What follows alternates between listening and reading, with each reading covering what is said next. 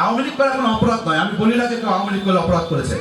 আওয়ামী লীগ করুক আর বিএনপি করুক, অপরাধ তখন হয়ে যাবে যখন আমি দুর্নীতিগ্রস্ত হব।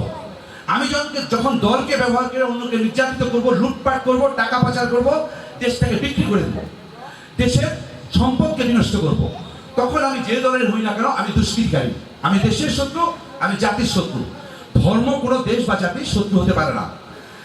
5ই আগস্টের পরে দেশের একটা রাজনৈতিক পট পরিবর্তন হয়েছে। এখানে অনেকে আওয়ামী লীগের ভাইদের আছেন, আমি রাজনৈতিক সমালোচনা করবো না, এটা ধর্মীয় অনুষ্ঠান। কোন রাজনৈতিক দল তো আজীবনের জন্য ক্ষমতায় থাকে না, থাকে কি? ভোটের নির্বাচনের মাধ্যমে রাজনীতির পরিবর্তন ঘটে। যেমন জেলা প্রশাসক আজকে আসেন, উনি কালকে নেই, আরেকজন জেলা প্রশাসক আসবে। কিন্তু রাষ্ট্র পরিচালনায় যে অবকাঠামোগুলো, রাষ্ট্র পরিচালনার সিস্টেমগুলো কিন্তু রাষ্ট্র চালাতে থাকে।